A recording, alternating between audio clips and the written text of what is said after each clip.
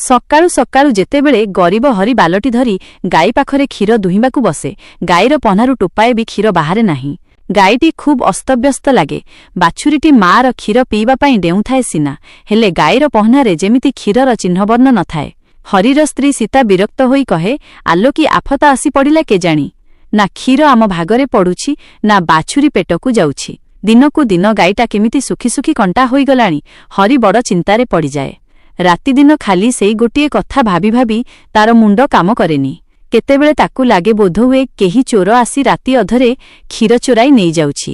ପୁଣି କେବେ ଭାବେ ଗାଈକୁ ହୁଏତ କୌଣସି ବଡ଼ ବେମାରୀ ଧରିଛି। ସେ କେତେ ରାତି ଉଜାଗର ରହି ଲୁଚି ଲୁଚି ଜଗିଲା, କିନ୍ତୁ ପ୍ରତିଥର ସବୁକିଛି ସାଧାରଣ ଲାଗିଲା। ହେଲେ ପ୍ରକୃତ ଘଟଣା ତ ଆଉ କେଉଁ ଅଦୃଶ୍ୟ ଦୁନିଆରେ ଘଟି ଚାଲିଥିଲା। କଥାଟା କିଛି ମାସ ତଳର। ସେଦିନ ହରି ନିଜ ବିଲରେ ହଳ କରୁଥିଲା। ବିଲର ଶେଷ ମୁଣ୍ଡଟା ଖୋଳିବାକୁ ଯାଉଛି, ହଠାତ୍ ତାର କୋଡ଼ିଟା କୌଣସି ଗୋଟିଏ ଜିନିଷରେ ବାଜିଗଲା।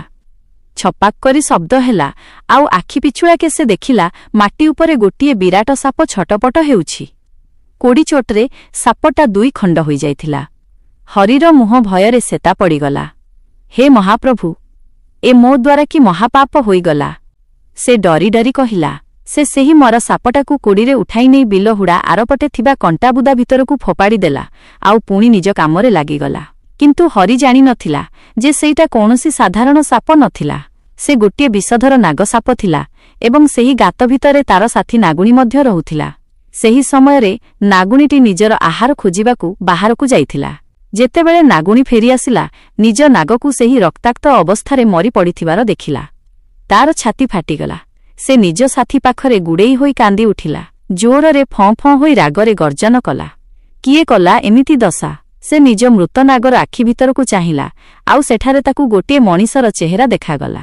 ସେ ଚେହେରା ଥିଲା ହରିର। ମୁଁ ଏହାକୁ କେବେ ବି ଶାନ୍ତିରେ ବଞ୍ଚିବାକୁ ଦେବି ନାହିଁ। ନାଗୁଣୀ ଅତି ଭୟଙ୍କର ଭାବରେ ଫୁତ୍କାର କରି ପ୍ରତିଶୋଧ ନେବାର ଶପଥ ନେଲା। ସେଦିନ ସଞ୍ଜ ବେଳକୁ ହରି ଯେତେବେଳେ ଘରକୁ ଫେରିଲା, ତାର ସ୍ତ୍ରୀ ସୀତା ପଚାରିଲା, ଆଜି ବହୁତ ଥକିଗଲା ଭଳିଆ ଦିଶୁଛ ଯେ, କଣ ହେଲା? ହରି ଦୀର୍ଘଶ୍ୱାସଟିଏ ଛାଡ଼ି କହିଲା, ଆଜି ବିଲରେ ଗୋଟାଏ ବଡ଼ ସାପ ବାହାରିଥିଲା। ଭୁଲରେ ମୋ କୋଡ଼ି ବାଜି ସେଇଟା ମରିଗଲା। ସୀତା ଏକଥା ଶୁଣି ଛାନିଆ ହୋଇଗଲା।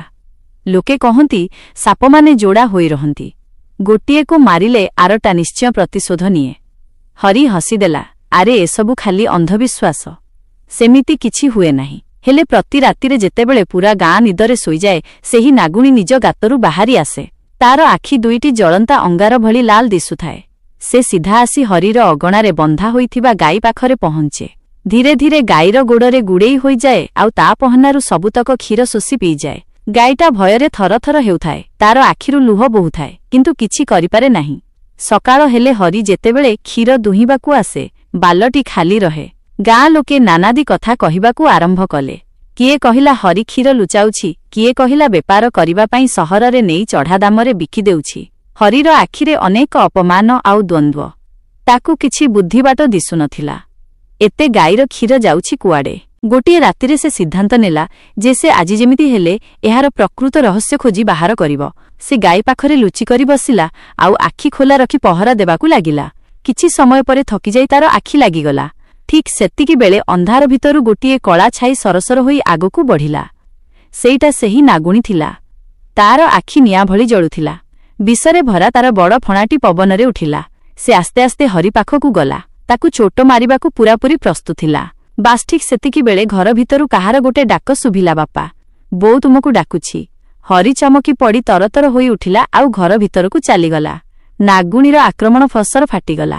ମାଟି ଉପରେ ଭୟଙ୍କର ରାଗରେ ଫୁତ୍କାର କରି ସେ ନିଜ ମନକୁ ମନ କହିଲା, ଆଜି ତୁ ବଞ୍ଚିଗଲୁ, ହେଲେ ଆଉ ବେଶୀ ଦିନ ନୁହେଁ। ଦ୍ୱିତୀୟ ଦିନ ହରି ଯେତେବେଳେ ନିଜ ବିଲରେ ହଳ କରୁଥିଲା, ହଠାତ୍ ପଛପଟୁ ଶୁଖିଲା ପତ୍ର ଉପରେ କିଛି ଗୋଟେ ସରସର ହୋଇ ଯାଉଥିବାର ଶବ୍ଦ ଶୁଣିଲା। ମୁହୂର୍ତ୍ତକ ପାଇଁ ଚାରିଆଡ଼େ ଏକ ଭୟାନକ ନୀରବତା ଖେଳିଗଲା। ହରି ପଛକୁ ବୁଲି ଦେଖେ ତ ସେହି ଭୟଙ୍କର ନାଗୁଣୀ ବିରାଟ ଫଣା ଟେକି ଠିଆ ହୋଇଛି। ସେ ଦଂଶନ କରିବାକୁ ଠିକ୍ ଲମ୍ଫ ମାରିବାକୁ ଯାଉଛି। ହଠାତ୍ ପାଖ ଗଛମୂଳରେ ଥିବା ଗୋଟିଏ ବୁଲା କୁକୁର ଜୋର ଜୋରରେ ଭୁକିବାକୁ ଆରମ୍ଭ କଲା। କୁକୁରର ପ୍ରବଳ ଶବ୍ଦରେ ନାଗୁଣୀ ଡରିଯାଇ ସାଙ୍ଗେ ସାଙ୍ଗେ ବୁଦା ଭିତରେ ଲୁଚିଗଲା। ଆଉ ଥରେ ହରିର ଜୀବନ ବଞ୍ଚିଗଲା। ଏମିତି ଘଟଣା ପ୍ରତିଦିନ ଘଟିବାକୁ ଲାଗିଲା। ପ୍ରତିଥର କେଉଁ ନା କେଉଁ କାରଣରୁ ହରିର ଜୀବନ ବଞ୍ଚିଯାଏ, ଆଉ ସେ ନିଜେ ବି ଜାଣିପାରେ ନାହିଁ ଯେ ମୃତ୍ୟୁ ତାର କେତେ ପାଖରେ ଥିଲା। ହେଲେ ନାଗୁଣୀକୁ ପ୍ରତିଥର କେବଳ ଗାଈ କ୍ଷୀର ପିଇ ଟିକେ ସାମୟିକ ଶାନ୍ତି ମିଳୁଥିଲା ସିନା ତାର ରାଗ କମିବା ପରିବର୍ତ୍ତେ ଦ୍ୱିଗୁଣିତ ହେବାରେ ଲାଗିଥିଲା। ଏବେ ସେ ଭଲ ଭାବରେ ବୁଝିସାରିଥିଲା ଯେ ସିଧାସଳଖ ହରିକୁ ମାରିବା ଏତେ ସହଜ ନୁହେଁ, ତେଣୁ ସେ ନିଜର ଚାଲ ବଦଳାଇଲା। ଏବେ ପ୍ରତିଶୋଧ ହରିର ସବୁଠାରୁ ଅତି ଆଦରର ସମ୍ପର୍କ ତାର ଏକମାତ୍ର ପୁଅ କାହ୍ନା ଜରିଆରେ ପୂରା କରାଯିବ। ନାଗୁଣୀ ମନେ ମନେ ସ୍ଥିର କଲା। ଦିନେ ଗାଁ ହାଟର ପ୍ରବଳ ଭିଡ଼ ଭିତରେ କାହ୍ନାର ନଜର ଗୋଟିଏ ଅଚିହ୍ନା ଝିଅ ଉପରେ ପଡ଼ିଲା। ସେହି ମୁହୂର୍ତ୍ତଟି ଯେମିତି ସେଇଠି ଅଟକିଗଲା। ଝିଅଟି ମୁହଁରେ ଟିକେ ହସ ରଖି ଠିଆ ହୋଇଥିଲା। ଅତି ସୁନ୍ଦର କୋମଳ ଚେହେରା, ପାଣି ଭଳିଆ ନିର୍ମଳ, ଆଉ ତାର ଚାହାଣୀରେ ଯେମିତି କୌଣସି ଅକୁହା କବିତା ଲୁଚି ରହିଥିଲା। କିଏ ଏ ଝିଅ? କାହ୍ନା ନିଜ ମନକୁ ମନ ପଚାରିଲା। ଘରକୁ ଫେରିବା ପରେ ମଧ୍ୟ ସେହି ସୁନ୍ଦର ହସ ତାର ମନରୁ ଲିଭୁ ନଥିଲା। ଭାତ ଖାଇବା ବେଳେ ତାକୁ ଯେମିତି କିଛି ସ୍ୱାଦ ଲାଗୁନଥିଲା। ମା ସୀତା ପଚାରିଲା, କିରେ ବାବା, କଣ ହେଇଛି ତୋର? କାହ୍ନା ତଳକୁ ମୁହଁ ପୋତି କହିଲା, କିଛି ନାଇଁ ବୋଉ। ତା ପରଦିନ ପୁଣି ସେଇ ଗାଁ ଦାଣ୍ଡ। ମନରେ ଟିକେ ଆଶା ନେଇ କାହ୍ନା ଯାଉଥିଲା, ଆଉ ଭାଗ୍ୟକୁ ସେହି ଝିଅଟି ପୁଣି ସେଠାରେ ଦେଖାଗଲା। କାହ୍ନା ସାହସ ସଞ୍ଚୟ କରି ପଚାରିଦେଲା, ଆପଣ କେଉଁଠି ରହନ୍ତି? ମୁଁ ଆପଣଙ୍କୁ ଆଗରୁ କେବେ ଏଠାରେ ଦେଖିନାହିଁ। ଝିଅଟି ନିଜ ଓଢ଼ଣୀକୁ ଟିକେ ସଜାଡ଼ି ନେଇ ମୃଦୁ ହସି କହିଲା, ମୁଁ ଏଠାକୁ କିଛି ଦିନ ପାଇଁ ଆସିଛି। ମୋ ନାଁ ମାୟା। ଆଉ କଣ ବା ଦରକାର ଥିଲା? କାହ୍ନାର ମନ ପ୍ରାଣ ସବୁକିଛି ମାୟା ଭିତରେ ହଜିଗଲା। ଏଣେ ନାଗୁଣୀ ନିଜ ଗାତ ଭିତରେ ବସି ଅଟ୍ଟହାସ୍ୟ କରୁଥିଲା। ତାର ଆଖିର ଲାଲ ରଙ୍ଗ ଆହୁରି ଉଗ୍ର ହୋଇଯାଇଥିଲା। ହରି ବର୍ତ୍ତିଗଲା ସତ, ହେଲେ ଏବେ ତାର ପୁଅ ମୋ ଜାଲରେ ଛନ୍ଦି ହେବ। ତୃତୀୟ ଥର ଦେଖାହେବା ବେଳକୁ କାହ୍ନା ନିଜ ମନର କଥା ସେହି ଝିଅଟିକୁ କହିଦେଲା, ଆଉ ଦୁହେଁ ଦୁହିଁଙ୍କୁ ଭଲ ପାଇ ବସିଲେ। ଘରକୁ ଫେରି କାହ୍ନା ସିଧା ନିଜ ବୋଉକୁ କହିଲା, ମୁଁ ବାହା ହେବାକୁ ଚାହୁଁଛି। ବୋଉ ଆଶ୍ଚର୍ଯ୍ୟ ହୋଇ ପଚାରିଲା, କାହାକୁ? ମାର କଥାରେ ବହୁତ ଚିନ୍ତା ଥିଲା। କେଉଁ ଘରର ଝିଅ ସିଏ? କାହ୍ନା ସାଙ୍ଗେ ସାଙ୍ଗେ ଉତ୍ତର ଦେଲା, ମୋର କୁଳ ଗୋତ୍ର ଦରକାର ନାହିଁ ବୋଉ। ମୋର ସେଇ ଝିଅଟି ପସନ୍ଦ। ତାର ନାଁ ମାୟା। କାହ୍ନା ଆଖିରେ ଏକ ଦୃଢ଼ତା ଥିଲା। ସେ ଆହୁରି କହିଲା, ସେ ଜଣେ ଅନାଥ ଝିଅ। ତାର ନା ବାପା ଅଛନ୍ତି ନା ମା ଅଛନ୍ତି, ନା ଅଛନ୍ତି କୌଣସି ଭାଇ ଭଉଣୀ। ସେ ଏଠି ତା ପିଉସୀ ପାଖରେ ରହୁଛି, ଆଉ ବେଶୀ କାହା ସହ ମିଳାମିଶା କରେନି। କାହ୍ନାର ସ୍ୱରରେ ଏକ ଜିଦ ଥିଲା। ଆମେ ତାର ସାହାରା ହେବା ଦରକାର। ଆମେ ଯଦି ତାକୁ ଘଉଡ଼ାଇ ଦେବା, ସେ ବିଚାରୀ କୁଆଡ଼େ ଯିବ? ହରି ଏସବୁ ଶୁଣି ତାଜୁବ ହୋଇଗଲା। ଆରେ ସେ ଯଦି ଅନାଥ, ତୁ ତାର ଠିକଣା କେମିତି ପାଇବୁ? କିଏ ତାର ଦାୟିତ୍ୱ ନେବ? ହେଲେ କାହ୍ନାର ନିଷ୍ପତ୍ତି ପକ୍କା ଥିଲା। ସେ ପାଟି ନକରି ବହୁତ ଶାନ୍ତ ଆଉ ସ୍ନେହଭରା ସ୍ୱରରେ କହିଲା, ବାପା, ମୁଁ ତାହାର ସାହାରା ହେବି। ହରିର ମୁହଁରେ ରାଗ ଆଉ ଆଶଙ୍କା ଏକାଠି ବାରି ହୋଇ ପଡୁଥିଲା। ସେ କହିଲା, ବାବା, ବାହାଘରଟା କୌଣସି ଖେଳ କଥା ନୁହେଁ କି କେବଳ ଦୟା ଦେଖାଇବାର ସମ୍ପର୍କ ନୁହେଁ। ଏହା ଦୁଇଟି ଜୀବନର ଅତୁଟ ବନ୍ଧନ। କାହ୍ନା ହାତ ଯୋଡ଼ି ବିନମ୍ରତାର ସହ କହିଲା, ବାପା, ମୁଁ ଏ ସମ୍ପର୍କ କେବଳ ଦୟା ପାଇଁ ଯୋଡ଼ିବାକୁ ଚାହୁଁନି। ମୋ ମନ କହୁଛି, ସିଏ ହିଁ ମୋ ଜୀବନ। ଆଉ ବେଶୀ ଯୁକ୍ତିତର୍କ କରିବାର କୌଣସି ଲାଭ ନଥିଲା। ପୁଅର ଆଖିରେ ଥିବା ସତ୍ୟତା ତାକୁ ତରଳାଇ ଦେଲା। ଶେଷରେ ସେ ଅନିଚ୍ଛା ସତ୍ତ୍ୱେ ଭରିଦେଲା। ତା ପରଦିନ ଗାଁର କିଛି ମୁଖିଆ ଲୋକ ଆଉ ମନ୍ଦିରର ପଣ୍ଡିତେ ଆସିଲେ। ବାହାଘରଟା ବହୁତ ସାଦାସିଧା ଥିଲା, ବିନା କୌଣସି ଆଡ଼ମ୍ବରରେ, ଠିକ୍ କୌଣସି ଦୈବୀ ଆଦେଶ ପାଳନ କଲା ଭଳିଆ। କିନ୍ତୁ ପ୍ରଥମ ରାତିରୁ ହିଁ ପରିବେଶ ବଦଳିବାକୁ ଆରମ୍ଭ କଲା। ମାୟା, ଯାହାକୁ ସମସ୍ତେ ସବୁବେଳେ ମୁଣ୍ଡରେ ଲମ୍ବା ଓଢ଼ଣା ଦେଇ ଲାଜକୁଳି ବୋହୂ ଭଳି ରହିବାର ଦେଖିଥିଲେ, ସେ ନିଜର ସେହି ଅଭିନୟ ଛାଡ଼ି କହିଲା, ଆଜି ମୋତେ ଗୋଟିଏ ଅଲଗା ଘର ଦରକାର। କାହ୍ନା ସ୍ନେହରେ ରାଜି ହୋଇଗଲା। ସେ ବୋହୂ ପାଇଁ ଘର ସଜାଇଲା, ଦୀପ ଜଳାଇଲା ଆଉ କବାଟ ବନ୍ଦ କରିଦେଲା। ରାତି ବଢ଼ିଲା, ଆଉ କାହ୍ନା ନୂଆ ପ୍ରେମର ନିଶାରେ ଖୁବ୍ ଶୀଘ୍ର ଶୋଇପଡ଼ିଲା। କିନ୍ତୁ ହରି ଆଖିରେ ନିଦ ନଥିଲା। ଅଧରାତିର ନୀରବତା ଭିତରେ ମାୟା ଧୀରେ ଧୀରେ ବିଛଣାରୁ ଉଠିଲା। ତାର ଆଖିରେ ଏକ ଅଜବ ଧରଣର ଭୟାନକ ଚମକ ଥିଲା। ସେ ସନ୍ତର୍ପଣରେ କବାଟ ଖୋଲିଲା, ଆଉ ସିଧା ଯାଇ ହରିର ଘର ଆଡ଼କୁ ଚାଲିଲା। ହରିର ଘର ପାଖରେ ପହଞ୍ଚି ସେ ତାକୁ ବହୁତ ପାଖରୁ ଅନାଇଲା। ତାପରେ ଏକ ନିର୍ଦ୍ଦୟ ଚାହାଣୀରେ ତାର ହାତ ଧରିଲା। ଆଉ ତାପରେ ଯେମିତି କିଏ କୌଣସି ମିଠା ରସ ଶୋଷୁଛି, ସେମିତି ଧୀରେ ଧୀରେ ସେ ହରିର ରକ୍ତରୁ ସବୁ ଶକ୍ତି ଶୋଷିବା ଆରମ୍ଭ କରିଦେଲା। ମାୟା କଡ଼ ଲେଉଟାଇଲା, ଆଉ ଟିକିଏ ବିଷ ନିଜର ସେହି ଅଦୃଶ୍ୟ ମାୟାବୀ ଉପାୟରେ ହରିର ଶରୀର ଭିତରକୁ ଛାଡ଼ିଦେଲା। ଖଳ ପ୍ରକୃତିର ହସ ହସି ସେ ଫୁସ୍ଫୁସ୍ କରି କହିଲା, ହରି, ମୋ ନାଗକୁ ତୁ ମାରିଥିଲୁ ନା? ଏବେ ପ୍ରତିଦିନ ଟିକେ ଟିକେ ବିଷ ତ ଦେହରେ ମୁଁ ଭରିବି। ଲୋକେ ଭାବିବେ ବୟସ ହେଲାଣି ବୋଲି ଦେହ ଖରାପ ହେଉଛି, କିନ୍ତୁ ପ୍ରକୃତରେ ଏହା ହେଉଛି ମୋର ତ ପ୍ରତି ପ୍ରେମଭରା ମୃତ୍ୟୁଦଣ୍ଡ। ସକାଳେ ହରି ଉଠିବା ବେଳକୁ ନିଜ ଦେହରେ ଏକ ଅଜଣା ଦୁର୍ବଳତା ଅନୁଭବ କଲା। ମୁଣ୍ଡ ବୁଲାଉଥିଲା, ଦେହ ଭାରି ଭାରି ଲାଗୁଥିଲା, ଚାଲିଲା ବେଳେ ଗୋଡ଼ ଟଳମଳ ହେଉଥିଲା। ସେ ନିଜକୁ ନିଜେ ବୁଝାଇଦେଲା, ବୋଧହୁଏ ରାତିରେ ଭଲ ନିଦ ହୋଇନି ସେଇଥିପାଇଁ। କିନ୍ତୁ ଏହା କେବଳ ପ୍ରଥମ ଆଘାତ ଥିଲା। ଦିନକୁ ଦିନ ତାର ଆଉ ତାର ସ୍ତ୍ରୀର ସ୍ୱାସ୍ଥ୍ୟାବସ୍ଥା ଖରାପ ହେବାକୁ ଲାଗିଲା। ପ୍ରଥମେ ହରି ଭାବୁଥିଲା ବାର୍ଦ୍ଧକ୍ୟ ଯୋଗୁଁ ଏମିତି ହେଉଛି, ତାପରେ ତାର ସ୍ତ୍ରୀ ମଧ୍ୟ ସେହି ସମାନ ପ୍ରକାରର ଥକ୍କାପଣ ଆଉ କଷ୍ଟ ଅନୁଭବ କଲା। ଗାଁ ଲୋକ ଆସି ପଚାରନ୍ତି, ହରି ଭାଇ, ଆଗରୁ ଆପଣ କେତେ ସୁସ୍ଥ ସବଳ ଥିଲେ, ଏ ହଠାତ୍ କଣ ହୋଇଗଲା? ହରି ଖାଲି ହସି ଦେଇ କଥାଟାକୁ ଟାଳିଦିଏ, କହେ ବୋଧେ ପାଗ ବଦଳୁଛି ତ ସେଥିପାଇଁ। ଆଉ ମାୟା? ଦିନର ଆଲୁଅରେ ସେ ପୂରା ଗାଁରେ ଜଣେ ସର୍ବଗୁଣ ସମ୍ପନ୍ନ ସେବାକାରୀ ସୁଶୀଳା ବୋହୂ ସାଜି ରହେ। ଶାଶୁ ଶ୍ୱଶୁରଙ୍କର ଖୁବ୍ ସେବା କରେ, ଆଉ ଗାଁର ସ୍ତ୍ରୀଲୋକମାନେ ତାର ପ୍ରଶଂସାରେ ଶତମୁଖ ହୋଇଯାଆନ୍ତି। ଦେଖିଲଣି କେଡ଼େ ଲକ୍ଷ୍ମୀ ପ୍ରତିମା ବୋହୂଟିଏ ମିଳିଛି ହରିକୁ, କି ସେବା କରୁଛି। କିନ୍ତୁ ରାତି ହେଲେ ତାର ସେହି ମୁଖା ଖୋଲିଯାଏ। ମାୟା ପୁଣି ସେହି ଭୟଙ୍କର ଅମାନବୀୟ ରୂପକୁ ଫେରିଆସେ। ଘରେ ପଶି ଚୁପଚାପ ସେମାନଙ୍କ ଶିରାରେ ବିଷ ଭରେ, କିଛି ରକ୍ତ ଶୋଷି ନିଏ ଆଉ କ୍ରୂର ହସ ହସି କହେ, ତୁ ମୋ ନାଗକୁ ମାରିଥିଲୁ, ଏବେ ମୁଁ ତୋର ଆଉ ତୋ ସ୍ତ୍ରୀର ତିଳ ତିଳ କରି ଜୀବନ ନେବି। ତାର କଣ୍ଠରେ ପ୍ରବଳ ଘୃଣା ଥାଏ, ହେଲେ କଥାରେ ଏକ ପୈଶାଚିକ ଶାନ୍ତି। ଆଉ ତାପରେ ସେ ପୁଣି କାହ୍ନାର କୋଠରୀକୁ ଫେରିଯାଏ। ସେଠାରେ ଏକ କୋମଳ ଓଢ଼ଣୀ ତଳେ ଥିବା ନୂଆ ବୋହୂ ସାଜିଯାଏ। ହରି ଆଉ ତାର ସ୍ତ୍ରୀଙ୍କ ଦେହ ଦିନକୁ ଦିନ ତଳକୁ ତଳ ଖସିବାକୁ ଲାଗିଲା। ପ୍ରଥମେ ସେମାନେ ଟିକିଏ କାମ କଲେ ଥକି ଯାଉଥିଲେ, ପରେ ବିଛଣାରୁ ଆଉ ଉଠିପାରିଲେ ନାହିଁ। ପରିବାରର କୌଣସି ଲୋକ ଏହାର କାରଣ ବୁଝିପାରୁନଥିଲେ, ଆଉ ସେବେଠାରୁ ଯେମିତି ଘରେ ଗୋଟିଏ ଅଜଣା ଅଶୁଭ ଛାୟା ଘୂରି ବୁଲୁଥିଲା। ପ୍ରଥମେ ଗାଈର କ୍ଷୀର ହଠାତ୍ ଶୁଖିଗଲା, ତାପରେ ଗୋଟି ଗୋଟି ହୋଇ ଘରର ଗୃହପାଳିତ ପଶୁମାନେ ରୋଗରେ ପଡ଼ିଲେ। କେବେ ଛେଳି ମରି ପଡ଼ିଥିବାର ଦେଖାଗଲା, ତ କେବେ ବାଛୁରୀଟି ମାଟିରେ ପଡ଼ି ଛଟପଟ ହୋଇ ମରିଗଲା। କିଛି ଗାଈ ଗୁରୁତର ଭାବରେ ଆହତ ହୋଇ ପଡ଼ିଲେ। ଅଗଣାରେ ଗୋରୁଗାଈଙ୍କ ମଡ଼କ ପଡ଼ିଲା। ଲୋକେ ଫୁସରଫାସର ହୋଇ କଥା ହେବାକୁ ଲାଗିଲେ। ଆଗରୁ ତ ଏ ପରିବାର କେତେ ଖୁସିରେ ଥିଲା, ଏବେ କଣ କାହାର ଦୃଷ୍ଟି ଲାଗିଗଲା କି? ଧୀରେ ଧୀରେ ବାପା ମା ଦୁହିଁଙ୍କ ମୁହଁରେ ବୃଦ୍ଧାବସ୍ଥାର ଛାପ ଗାଢ଼ ହେବାକୁ ଲାଗିଲା। ବାଳ ପାଚିଗଲା, ଆଖି ତଳେ କଳାଦାଗ ପଡ଼ିଗଲା, ଆଉ ଶରୀରରେ ପ୍ରବଳ ଦୁର୍ବଳତା। ବାଟରେ ଯାଉଥିବା ପଡ଼ୋଶୀମାନେ ଲୁଚି ଲୁଚି କଥା ହୁଅନ୍ତି, ଯେବେଠୁ ଏ ନୂଆ ବୋହୂ ଘରକୁ ଆସିଛି, ଘରଟା ପୂରା ଉଜୁଡ଼ିଗଲା। କାହ୍ନାକୁ ଏସବୁ କଥା ଶୁଣିଲେ ଭାରି କଷ୍ଟ ଲାଗେ। ତାର ହୃଦୟ ଗୋଟିଏ କଥା କହୁଥିଲା, କିନ୍ତୁ ମୁଣ୍ଡ ଆଉ କିଛି ମାନିବାକୁ ଚାହୁଁଥିଲା। କାରଣ ତାର ସ୍ତ୍ରୀ ମାୟା ଦିନବେଳେ କେତେ ଶ୍ରଦ୍ଧାରେ ସଭିଙ୍କର ସେବା କରୁଥିଲା। କିଏ ବା ବିଶ୍ୱାସ କରିବ ଯେ ସେହି ସ୍ନେହ ଆଉ ଆଦର ପଛରେ ଏତେ ବଡ଼ ସର୍ବନାଶ ଲୁଚି ରହିଛି। ଦିନେ କାହ୍ନା ଏକାଟିଆ ବସି ଗଭୀର ଚିନ୍ତାରେ ବୁଡ଼ି ରହିଥିଲା। ସେତିକିବେଳେ ତାର ଜଣେ ସାଙ୍ଗ ଆସି ପହଞ୍ଚିଲା। ସେ ସିଧାସଳଖ କହିଲା, କାହ୍ନା ଭାଇ, ମୋ କଥାକୁ ଖରାପ ଭାବିବୁନି, ହେଲେ ଲୋକେ ଯାହା ସବୁ କହୁଛନ୍ତି ତାକୁ ଅଣଦେଖା କରନା। ଯଦି ତୁ ଏବେଠୁ ଧ୍ୟାନ ନ ଦେବୁ, ତେବେ ପରିସ୍ଥିତି ଆହୁରି ଭୟଙ୍କର ହେବ। କୌଣସି ଭଲ ସାଧୁସନ୍ଥ କିମ୍ବା ଗୁଣିଆ ପାଖକୁ ୟା, ସେମାନେ ଏହାର ପ୍ରକୃତ କାରଣ କହିପାରିବେ।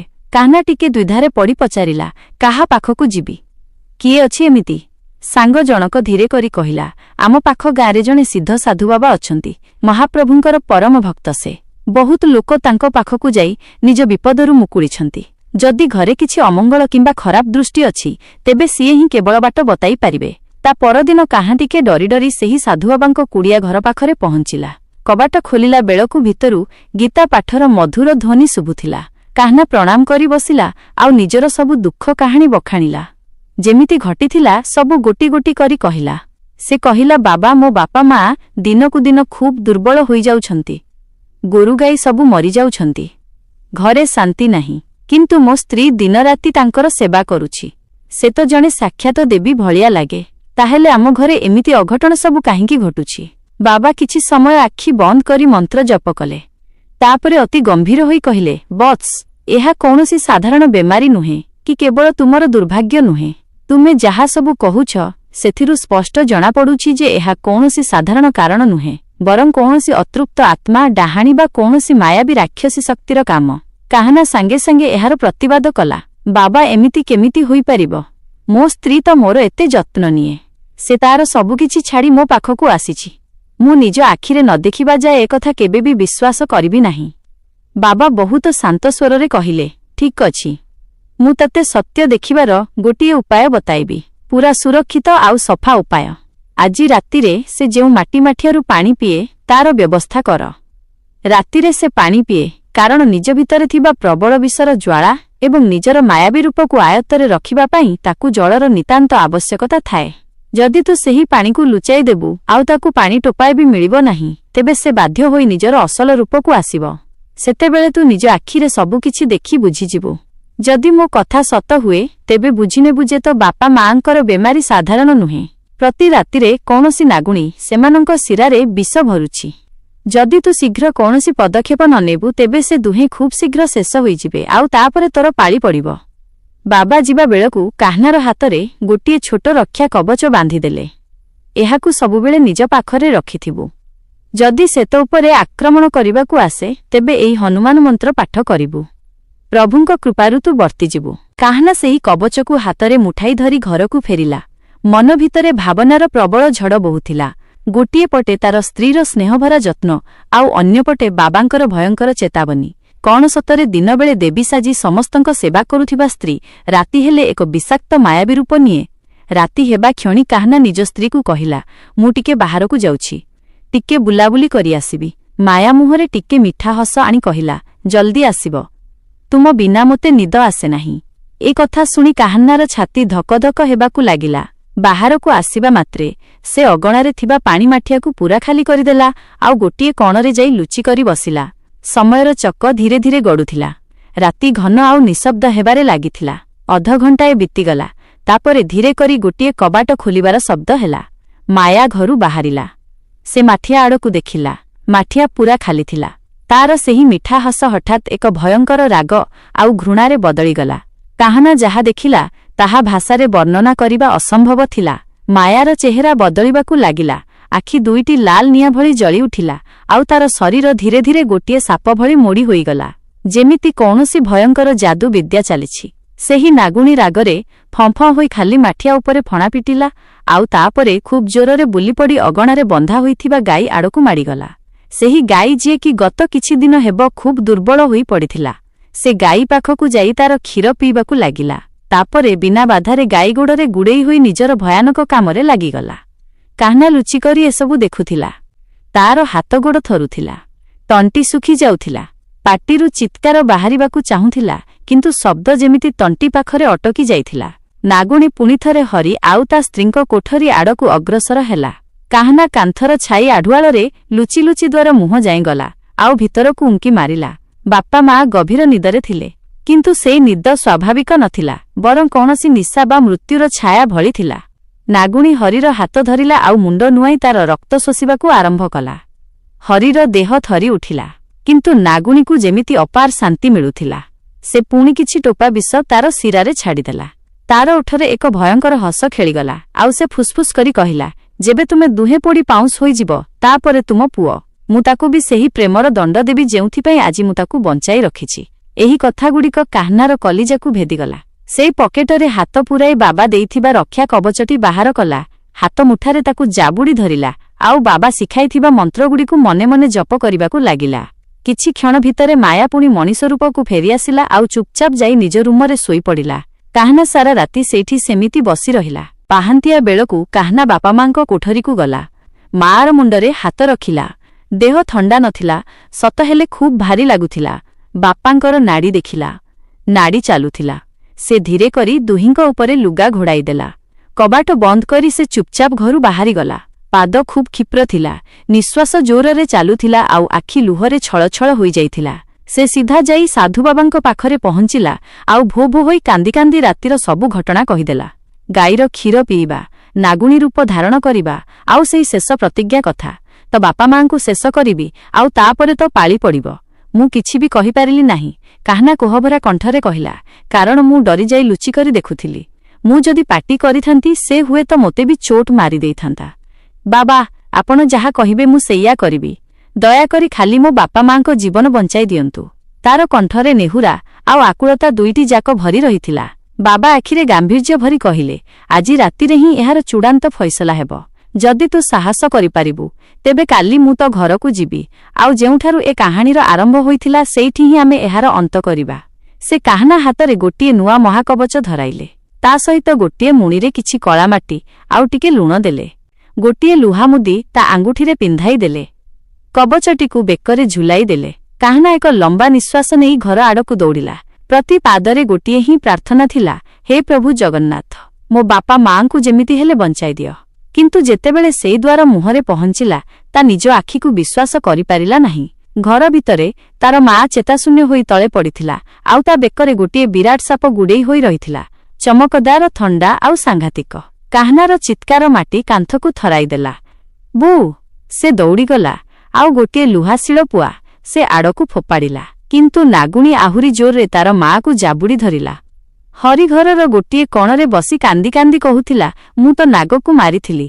ଯଦି ପ୍ରତିଶୋଧ ନେବାର ଅଛି ମୋତେ ମାରିଦେ, ମୋ ସ୍ତ୍ରୀକୁ ଛାଡ଼ିଦେ ନାଗୁଣୀ ମା'।" ନାଗୁଣୀ ତାର ବିରାଟ ଫଣା ଟେକି ଭୟଙ୍କର ଗର୍ଜନ କରି କହିଲା, "ତୁମେ ମୋ ଯୋଡ଼ିକୁ ଭାଙ୍ଗିଛ, ଏବେ ମୁଁ ତ ଯୋଡ଼ିକୁ ଶେଷ କରିବି।" କାହ୍ନା ସେହି କବଚକୁ ହାତରେ ଜାବୁଡ଼ି ଧରି ବାବାଙ୍କର ଶିଖାଇଥିବା ମନ୍ତ୍ର ଉଚ୍ଚାରଣ କରିବା ଆରମ୍ଭ କଲା। "ଓ ନମଃ ଶିବାୟ, ବଜରଙ୍ଗ ବଲିକି ଜୟ।" ପ୍ରତି ଶବ୍ଦ ସହିତ ନାଗୁଣୀ ଚିତ୍କାର କରୁଥାଏ, ଆଉ ତାର ବିଷର ଜ୍ୱାଳା ଓ ରାଗ ବଢ଼ିବାରେ ଲାଗିଥାଏ। କାହ୍ନା ଆଗକୁ ବଢ଼ି କାନ୍ଦ କାନ୍ଦ ହୋଇ କହିଲା, "ଯଦି ତୁ କେବେ ମୋତେ ଟିକିଏ ବି ଭଲ ପାଇଥିବୁ, ତେବେ ମୋ ବୋଉକୁ ଛାଡ଼ିଦେ। ସେ ନିର୍ଦ୍ଦୋଷ।" ନାଗୁଣୀ ଏକ କ୍ରୂର ଓ ଥଣ୍ଡା ହସ ହସି କହିଲା, "ନା, ଯେପର୍ଯ୍ୟନ୍ତ ତୋର ପୂରା ବଂଶ ମୋ ଋଣ ଶୁଝି ନାହିଁ, ମୁଁ ଅଟକିବି ନାହିଁ। ପ୍ରଥମେ ତ ମା, ତାପରେ ତ ବାପା, ଆଉ ଶେଷରେ ତୋର ପାଳି ପଡ଼ିବ।" କାହ୍ନା ବାହାରକୁ ଦୌଡ଼ିଲା। ପୂରା ସାହି ଲୋକ ରୁଣ୍ଡ ହୋଇଯାଇଥିଲେ, କିନ୍ତୁ କାହାରି ସାହସ ନଥିଲା ପାଦେ ଆଗକୁ ବଢ଼ିବାକୁ।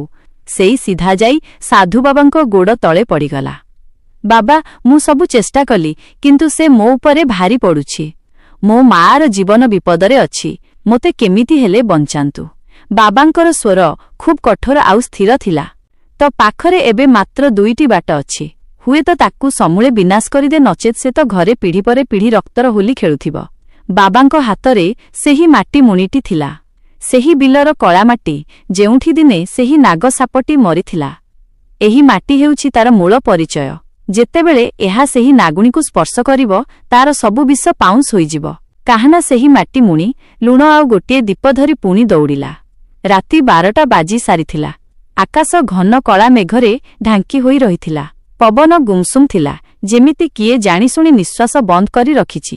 ଦ୍ୱାର ଖୋଲୁ ଖୋଲୁ କାହ୍ନାର ପାଦ ଅଟକିଗଲା। ଘର ଭିତରଟା ପୂରା ଛାରଖାର ହୋଇଯାଇଥିଲା।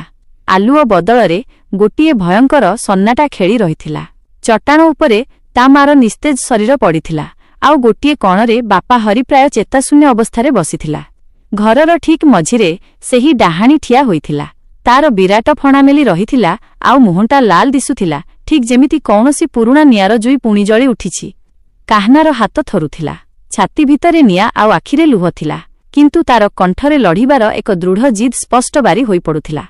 "ତୁ ମୋର ସବୁକିଛି ଛଡ଼ାଇ ନେଲୁ, କିନ୍ତୁ ଆଜି ମୁଁ ଏ ଖେଳର ଅନ୍ତ କରିବି।" ସେ ବାବାଙ୍କ ଦେଇଥିବା ମାଟି ମୁଣିଟି ଖୋଲିଲା। ରକ୍ଷା କବଚକୁ ଛାତି ପାଖରେ ଚାପି ଧରି ଅତି ଗମ୍ଭୀର ସ୍ୱରରେ ମନ୍ତ୍ର ଉଚ୍ଚାରଣ କରିବା ଆରମ୍ଭ କଲା। "ଓ ନମୋ ଭଗବତେ ବାସୁଦେବାୟ, ଓ କାଳୀ ମହାକାଳୀ।" ତାର ସ୍ୱରରେ ଭୟ ଆଉ ସାହସ ମଧ୍ୟରେ ଯୁଦ୍ଧ ଚାଲିଥିଲା। ନାଗୁଣୀ ଏକ ଭୟାନକ ଚିତ୍କାର କରି ଆକ୍ରମଣ କଲା। ସାପ ଛାଟି ହେଲା ଭଳି ଗୋଟିଏ ଶକ୍ତ ପାହାର ମାରିଲା। କିନ୍ତୁ ଠିକ୍ ସେହି ମୁହୂର୍ତ୍ତରେ କାହ୍ନା ମୁଠାଏ ମାଟି ନେଇ ତା ଆଡ଼କୁ ଫିଙ୍ଗିଦେଲା। ମାଟି ଯାଇ ସିଧା ତାର ମୁହଁ ଆଉ ଫଣା ଉପରେ ପଡ଼ିଲା। ଆଉ ଯେମିତି ସେ ମାଟି ନାଗୁଣୀର ଶରୀରକୁ ଛୁଇଁଛି, ସାଙ୍ଗେ ସାଙ୍ଗେ ତା ଦେହରେ ନିଆଁ ଲାଗିଲା ଭଳି ହୁତୁ ହୁତୁ ହୋଇ ଜଳିବାକୁ ଲାଗିଲା। ନାଗୁଣୀର ବିକଟାଳ ଚିତ୍କାରରେ ସାରା ଆକାଶ କମ୍ପି ଉଠିଲା। ତାର ଶରୀର ଜଳିବାକୁ ଲାଗିଲା। ପ୍ରଥମେ ହାତ, ତାପରେ ପୂରା ଶରୀର। ଅସହ୍ୟ ଯନ୍ତ୍ରଣାରେ ଛଟପଟ ହୋଇ ସେ ଚିତ୍କାର କଲା, "ଏ ତ ସେହି ମାଟି, ଯେଉଁଠି ମୋର ସାଥୀର ଜୀବନ ଯାଇଥିଲା।" କାହ୍ନା ବଡ଼ ପାଟିରେ କହିଲା, "ହଁ, ଆଉ ଆଜି ତୁ ବି ସେହି ମାଟିରେ ହିଁ ମିଶିଯିବୁ।" ନାଗୁଣୀ ଯନ୍ତ୍ରଣାରେ କାତର ହୋଇ ପୁଣି ସାପ ରୂପକୁ ଫେରିଆସିଲା। ବିଷ ପୋଡ଼ିବାର ଏକ ଉତ୍କଟ ଗନ୍ଧ ପବନରେ ବ୍ୟାପିଗଲା। ସେ ଘରୁ ବାହାରି ଘୁଷୁରି ଘୁଷୁରି ସିଧା ସେହି ବିଲ ଆଡ଼କୁ ଦୌଡ଼ିଲା। ଠିକ୍ ସେହି ଜାଗାକୁ ଯେଉଁଠାରୁ ବର୍ଷ ବର୍ଷ ତଳେ ଏ କାହାଣୀର ଆରମ୍ଭ ହୋଇଥିଲା। କାହ୍ନା ମଧ୍ୟ ତା ପଛେ ପଛେ ଦୌଡ଼ିଲା। ନିଶ୍ୱାସ ଦ୍ରୁତ ଆଉ ପାଦ କ୍ଳାନ୍ତ ଥିଲା। ବିଲରେ ପହଞ୍ଚିଲା ବେଳକୁ ସାଧୁବାବା ଆଗରୁ ସେଠାରେ ଠିଆ ହୋଇଥିଲେ। ବହୁତ ଶାନ୍ତ କିନ୍ତୁ ଦୃଢ଼। ସେ ହାତରେ ଇସାରା ଦେଲେ, "ଏବେ ସମୟ ଆସିଯାଇଛି।